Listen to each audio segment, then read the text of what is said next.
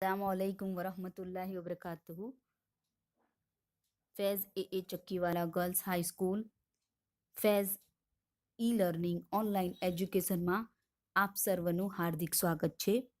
વિદ્યાર્થીની બહેનો, ધોરણ 11 ગુજરાતી પાઠ 8 બુરાઈના દ્વાર પરથી ભાગ 1 વિડીયોની અંદર આપણે સર્જક ઝવેરચંદ મેઘાણી વિશે, એમના જીવન અને એમના કવન વિશે વાત કરી અને સાથે સાથે નવલિકાની શરૂઆત કરી, જેમાં આપણે જોયું કે બુરાઈના દ્વાર પરથી, દુષ્ટતાના દ્વાર પરથી, નરસાઈના દ્વાર પરથી લોકકથા ગરીબોની પરસેવાની કમાણીને લૂંટી લેતા શ્રીમંતો વિશેની કથા છે, જેમાં જમન અને ઝંકુ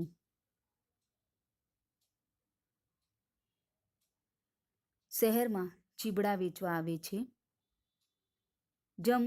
જમન અને ઝંકુ દુકાન ભાડું ન ચૂકવવું પડે તે માટે રસ્તા પર જ પછીડી પાથરી ચીબડા વેચે છે. તેમાં ગરીબોની લાચારીના દર્શન થાય છે. જમન અને ઝંકુ 2 દિવસ ચાલે એટલા લુખા રોટલા સાથે લઈને આવે છે, પણ 2 દિવસને બદલે 4 દિવસ થયા પણ એમના રોટલા ખૂટતા નથી. ને ત્યારે ઝંકુની માતાજીએ શેપુરીવાળી વાત આપણને સમજાવી જાય છે કે દરેક ટંક થોડા ભૂખ્યા રહીને બીજી ટંકના રોટલા બચાવતા આ પતિ પત્ની ગરીબીમાં સબળી રહ્યા છે. રોટલા સાથે શાક કે અથાણું તો ક્યાંથી હોય?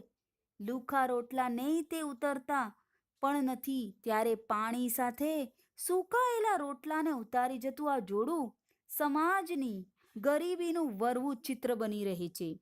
બે ઉપવાસી છે. ગરીબીનો ધુમાડો એમની આસપાસ ઉડ્યા કરે છે, છતાં તેમના મોં પર ખુમારીનો ઉજાસ મલકાય છે. સૂકા રોટલા ખાઈને થાકેલા પતિને ઉત્પ્રોત્સાહિત કરતા ઝંકુ કહે છે, એકવાર ચીબડા બધા જ વેચાઈ જાય પછી મારી માને ત્યાં જઈને માં ઉના રોટલા કરશે ને હું લસણની ચટણી વાટી નાખીશ, એમ કહી પતિને હિંમત આપતી રહે છે. અને પતિને શીખવે છે કે કેવી રીતે ગ્રાહકોને બોલાવવા. એટલામાં એક ખેસધારી વેપારી આવીને ઊભો રહ્યો. ઘેર વિવાહ છે, સાંજે જાનના માણસોને પીરસવા ચીબડાનું શાક કરવું છે. ત્યારે તે ભાવ પૂછે છે. 100 ભાવ. 2 પૈસે શેર બાપા, અમૃત રોખો માલ. ઝંકુ કહે છે કે અમૃત રોખો માલ એટલે અમૃત જેવો મીઠો માલ છે. 2 પૈસે શેર. શેર એટલે 500 ગ્રામ. આના 2.5 શેર તો ઓલી દુકાને આપે છે. ઓલી એટલે પેલી. ના બાપા, અમારે પોસાય નહીં. અમે પરગામથી આવેલ છે. 4 દીથી ખુવારના ખાટલા છે અમારે. નદીમાં કુટિયા ગાડીને માટલા સારીને વાડા પાયા છે ભાઈ. કેળીના મકોડા નોખા થઈ ગયા છે.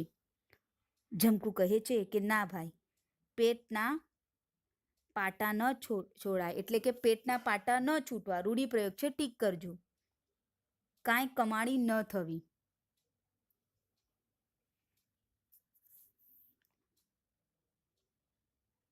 નદીમાં કુટિયા ગાડીને માટલા સારીને વાડા પાયા છે. આ વાડાને અમે તૈયાર કર્યા છે.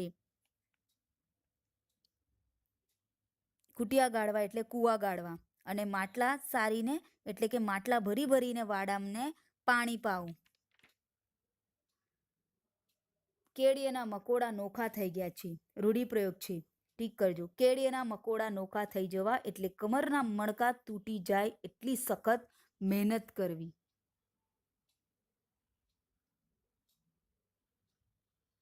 ઈ ઠીક, મહેનત વગર કાંઈ થોડો રોટલો મળે છે?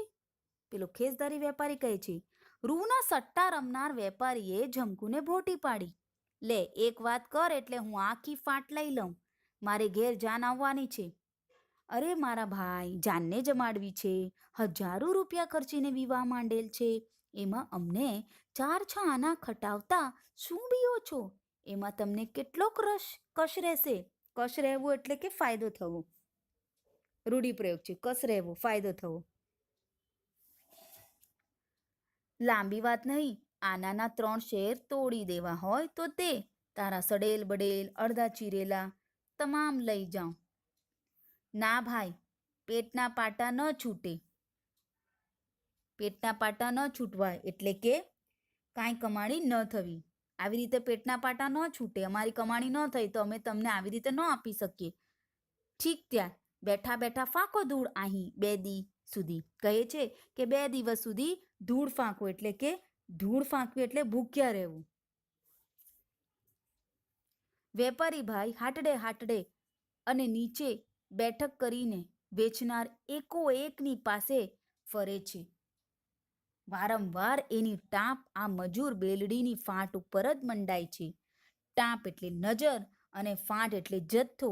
વારંવાર એની નજર આ મજૂર બેલડી જોડાએ જે ચીબડા મૂક્યા છે જથ્થો, તેના ઉપર જ એની નજર મંડાય છે, કારણ કે સૌથી સારામાં સારા ચીબડા એની પાસે છે. જમન ઝમકુના અંતરમાં આ વાત પરથી વિચારનું જાણે કે એક વલોણું ચાલવા માંડ્યું. રૂઢિપ્રયોગ છે, વલોણું ચાલવું એટલે સતત મંથન થવું. બંને વિચારે છે કે આ શેઠિયાઓ હજારોના રણનાર અને હજારોના ધુવાડા કરીને વરા ઉકેલનારા, પણ શાક પાંદડાની વાતમાં પાઈ પૈસાની ગણતરી છોડતા જ નથી. હજારો ના રણનાર એટલે કમાનારા, હજારો રૂપિયા કમાઈ લે છે અને હજારો રૂપિયાનો ધુમાડો કરી દે છે. એટલે કે ધુમાડો કરવો એટલે કે ખૂબ ખર્ચ કરવો. એમના ત્યાં વરા છે, વરા એટલે પ્રસંગ, લગ્નનો પ્રસંગ છે, એમાં હજારો રૂપિયાનો ધુમાડો કરશે, પણ શાક પાંદડાની વાતમાં એ પાઈ પૈસાની ગણતરી છોડતા જ નથી.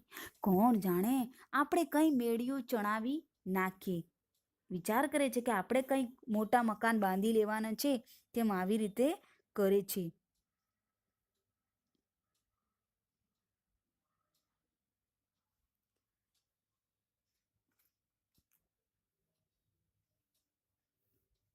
એ વેપારીઓની વિદ્યા જ અવળચંડી. બાપ દીકરાને પેલું શાસ્ત્ર જ ઈ પઢાવે કે આગલા પાસેથી કસીને લેવું અને સામાને છેતરે ઈ ચડિયાતો. હવે આને સમજવા પ્રયત્ન કરજો કે આમાં શું કહેવા માંગે છે. કે ગરીબો પાસેથી બને તેટલા ઓછા પૈસામાં ખરીદવું અને જે ગરીબને છેતરે એ ચડિયાતો. વેપારીઓ આ વિદ્યા શીખીને જ ખરીદી કરવા આવે છે. જમન જમકુને વેપારીઓની આ વિદ્યા અવળચંડી એટલે કે ગરીબોનું શોષણ કરનારી લાગે છે. આથી તેઓ આ શબ્દમાં પોતાનું હૈયાવરાણ ઠાલવે છે.